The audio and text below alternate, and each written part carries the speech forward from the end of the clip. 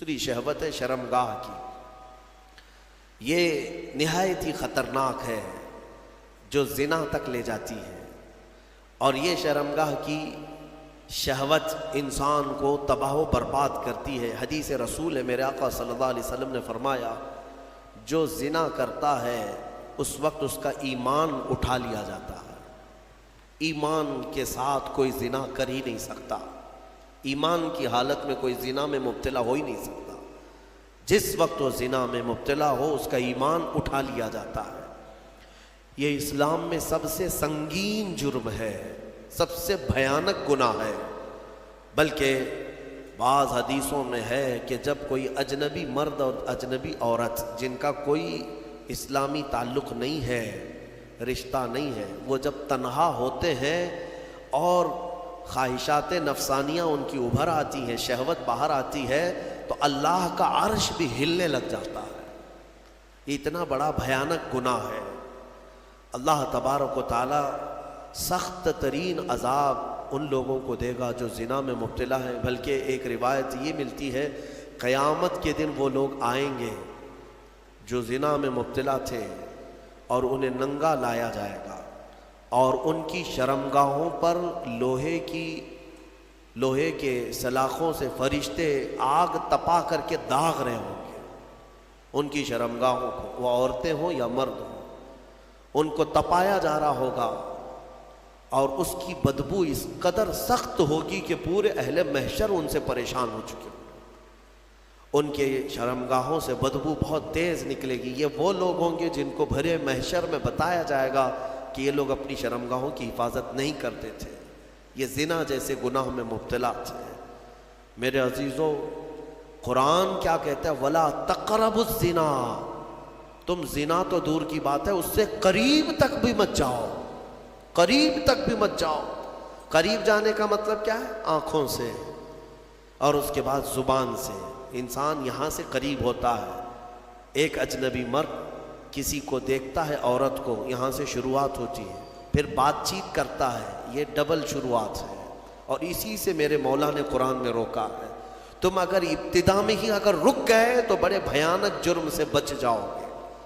اور زنا کرنے والے پر 15 عذاب ہے.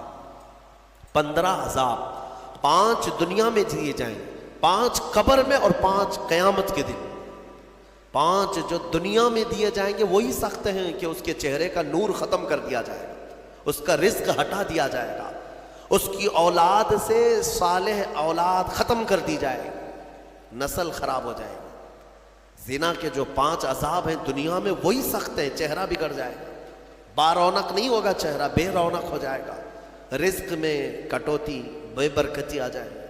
ان تمام چیزوں سے مومنین اپنے آپ کو بچائے رکھیں. یہ سورہ مومنین ہے. اور اس کے بعد سورہ نور کی ہم نے تلاوت کی. سورہ نور میں اللہ تبارک و تعالیٰ نے یہی زنا کی مذمت بیان کی. شروع کی آیتیں ہیں کہ ایک اجنبی مرد یا عورت زنا کر لے. زنا کیا چیز ہے؟ غیر شادی شدہ مرد اور عورت کا ملنا اور اپنا جسمانی سکون حاصل کر لینا یا شہوات نفسانیہ کو پورا کر لینا، یہی زنا ہے.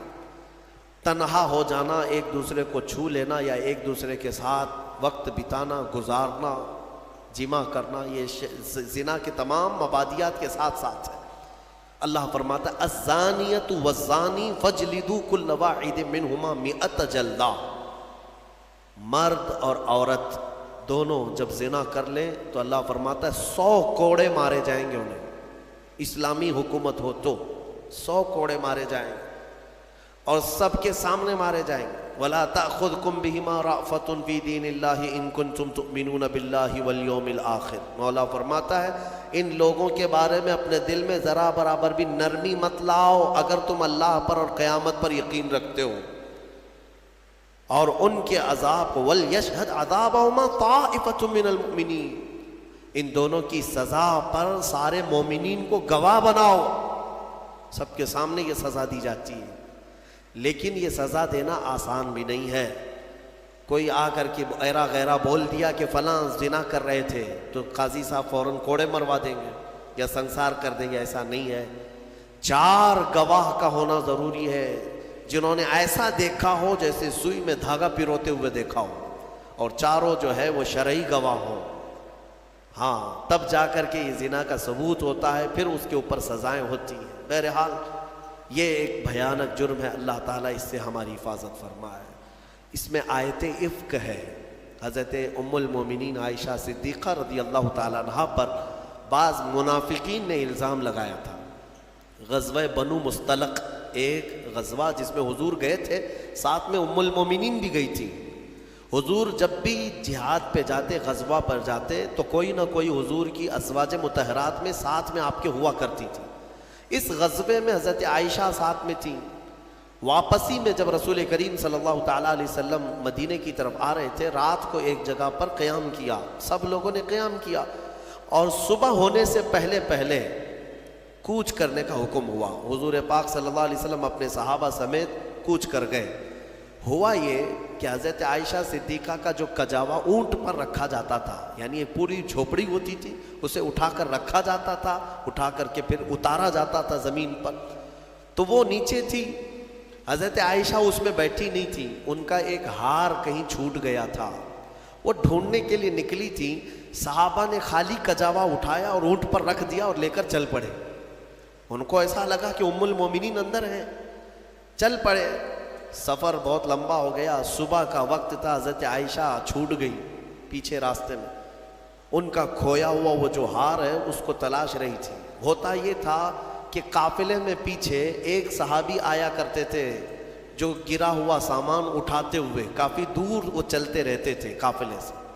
اس وقت حضرت صفوان ایک صحابی ہیں، وہ پیچھے چلے آ رہے تھے، انہوں نے حضرت عائشہ کو تنہا دیکھا تو انہوں نے کہا انا للہ، یہ کیا ہو گیا، حضور کی زوجہ ہیں اور یہ اکیلی کیسے رہ گئی۔ تو بہرحال حضرت صفوان نے پورا سہارا دے کر حضرت عائشہ رضی اللہ تعالیٰ عنہ کو مدینے تک ساتھ لائے۔ مدینے جب پہنچے تو منافقین نے اتنی بات پر الزام لگانا شروع کر دیا، رسول اللہ کی زوجہ عائشہ کسی اور کے ساتھ تنہا چلی گئی تھی، معاذ اللہ۔ یہ بھیانک الزام تھا، تہمت، اس کے گناہ، یہ بھی اس کے بھی حدود آئے ہیں قرآن میں۔ اگر کسی مومن پر یا مومنہ پر آپ نے تہمت لگائی اور ثبوت نہیں لا سکے تو 80 کوڑے مارے جائیں گے، اور پھر زندگی بھر کبھی اس کی گواہی قبول نہیں کی جائے گی، وہ مردود الشہداء کہلائے گا۔ الزام لگانے والا، تہمت لگانے والا کسی پر، یاد رکھو آسان نہیں ہے کسی کے بھی بارے میں کچھ بھی تہمت لگا دینا، بہت بڑا گناہ ہے، بہت بڑا گناہ ہے تہمت لگانا۔ یہاں ایسی بیٹھے اٹھے نہ جانے کتنے بھیانک گناہوں کی تہمت کئی لوگوں پر لگا دیتے ہیں، ایسا ہے ویسا ہے، قیامت کے دن پکڑ ہوگی۔ حضرت عائشہ صدیقہ رضی اللہ تعالیٰ عنہ پر جو تہمت لگائی تھی، یہ کنٹینیو 1 مہینے تک معاملات مدینے میں چلتے رہے۔ حضرت عائشہ اپنے میکے چلی گئی تھی، حضرت ابوبکر کے گھر۔ حضور پاک صلی اللہ تعالیٰ علیہ وسلم انتظار کر رہے تھے کہ میرا رب کیا فرمائے گا، وہی کیا آئے گی، لیکن یہ امتحان کی گھڑی تھی۔ حضور پاک صلی اللہ تعالیٰ علیہ وسلم صحابہ کو بلاتے اور پوچھتے تمہارا میرے گھر والوں کے بارے میں کیا خیال ہے، میری زوجہ کے بارے میں کیا خیال ہے۔ جو عشق والے تھے انہوں نے عشق کی بولیاں بولی۔ حضرت عمر سے بلایا، پوچھا حضور نے تم کیا کہتے ہو؟ حضرت عمر نے کہا یا رسول اللہ صلی اللہ علیہ وسلم، جب رب تبارک و تعالیٰ نے آپ کے جسم پر مکھی کو پسند نہیں فرمایا تو آپ کی ازواج مطہرہ میں بدکار عورت کو کیسے پسند فرما سکتا ہے؟ یقیناً آپ کا گھر پاک ہے، اللہ تعالیٰ نے آیت تطہیر میں فرما دیا کہ محبوب ہم نے آپ کے گھر کو ہر برائی سے پاک رکھا۔ حضرت عثمان غنی نے بھی اسی طرح کی بات کی، کہا یا رسول اللہ صلی اللہ تعالیٰ علیہ وسلم، رب تبارک و تعالیٰ نے ہر علائش سے آپ کو پاک کیا ہے، تو آپ کے گھر پر اور آپ کی بستر پر اگر عائشہ کے اندر کوئی عیب ہوتا تو اللہ کبھی بھی اس چیز کو پسند نہ کرتا، بلکہ عائشہ کا نکاح اللہ کی مرضی سے آپ کا ہوا ہے۔ یہ چیزیں ہوتی رہیں، پھر 1 مہینے کے بعد اسی سورہ نور میں وہ آیت نازل ہو گئی۔ رب تبارک و تعالیٰ نے ام المومنین عائشہ صدیقہ کی پاکی بیان فرما دی، اللہ نے بیان فرمائی۔ اب اندازہ کرو یہ حضرت عائشہ وہ تنہا زوجہ ہیں میرے آقا کی، جن کی پاکی مولا نے بیان کر دی قرآن میں، اور قیامت تک کروڑوں مسلمان ماں عائشہ صدیقہ کی پاکی تلاوت کرتے رہے۔ ہاں حضرت عائشہ کی پاکی کی تلاوت ہوتی رہے گی، قیامت تک ہوتی رہے گی۔ عزیزان گرامی، یہ آیت عفق بھی سورہ نور میں نازل ہوئی۔ تو چند آیتیں عرض کر کے میں اپنی گفتگو کو سمیٹتا ہوں۔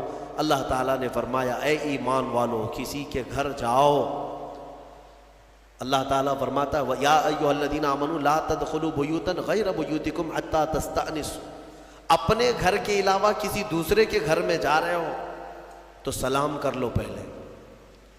ہاں سلام کر لو، سلام کر کے گھر میں داخل ہونا ضروری ہے۔ اور یہاں تک کہ آداب میرا مولا خود بیان کر رہا ہے کہ تم کسی کے گھر جاؤ تو دستک دو، اور دستک دے کر کے ایک بار، دو بار، تیسری مرتبہ اگر جواب نہیں آیا تو پلٹ جاؤ۔ حدیث پاک میں بھی ہے، ضروری نہیں ہے کہ دروازہ توڑ کے اندر جاؤ گے، ہاں اور کنٹینیو کھٹکھٹاتے کھڑے ہو جاؤ گے آدھے گھنٹے تک۔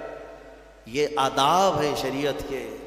اور پھر یہ فرمایا حدیث میں ہے کہ کسی کے گھر جاؤ تو سامنے بالکل دروازے کے نہ کھڑے ہو جاؤ، بلکہ تمہیں دائیں جانب کھڑے ہونا چاہیے۔ اگر دروازہ کھلے کوئی اجنبی عورت ہو تو تمہارا آمنا سامنا نہ ہونے پائے، بے پردگی نہ ہونے پائے۔ یہاں تک کہ گھروں کو پردہ لگانے کا حکم بھی میرے آقا نے فرمایا۔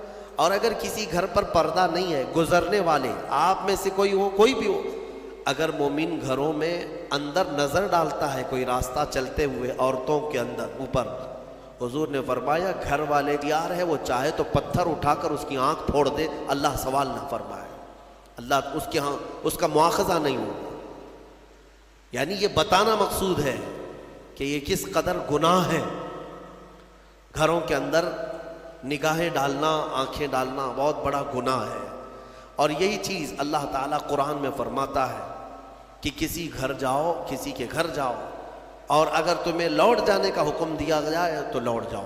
یہاں سے میں ایک اس سے تفریح کرتے ہوئے ایک بات یہ بھی عرض کر دوں، کسی کو فون کرتے بھی ہو تو کچھ لوگ جو ہے ایک بار میں 10 20 بار اس کو کال کرتے ہی رہتے ہیں کنٹینیو۔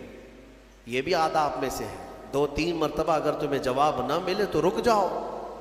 تمہیں یہ تو پتہ نہیں کہ وہ کس حالت میں ہے، نماز پڑھ رہا ہے، کھانا کھا رہا ہے، واش روم میں ہے، بیت الخلاء میں ہے، تم کو تو ایسا لگتا ہے کہ ہمیشہ تمہارے وہ سیوا کے لیے بیٹھا ہی ہے، اٹھا ہی لینا چاہیے۔ یہ بھی آداب میں سے ہے۔ علم والے اور اخلاق والے ان چیزوں پر عمل کیا کرتے ہیں۔ سورہ نور میں اور بھی بہت ساری باتیں ہیں کہ بچوں کے متعلق فرمایا گیا کہ جب یہ عقل والے ہو جائیں تو ماں باپ بھی انہیں الگ سلایا کریں۔ وَإِذَا بَلَغَ الْأَطْفَالُ مِنْكُمُ الْحُلُمَ، بچے جب جوانی کو آ جائیں، بالغ ہونے لگ جائیں، تو ان کے لیے بھی حکم ہے کہ وہ ماں باپ کے کمرے میں بھی آئیں تو اجازت لے کر کے آئیں، ایسے نہیں کہ ڈائریکٹ گھس جائیں۔ بچے جب شعور والے ہو جائیں ان کو یہ سب آداب گھروں کے سکھائے جائیں کہ گھر میں آنے کے آداب کیسے ہیں۔ ماں باپ اگر تنہا بیٹھے ہیں تو بچہ کیسے آ جائے گا، وہ بھی دستک دے کر کے آئے، اجازت لے کر کے آئے۔ یہ بچوں کو تعلیم و تربیت دی جائے۔ اللہ تبارک و تعالی ہمیں اخلاق حسنہ عطا فرمائے، رسول کریم صلی اللہ تعالیٰ علیہ وسلم کے اخلاق پر عمل کی توفیق عطا فرمائے۔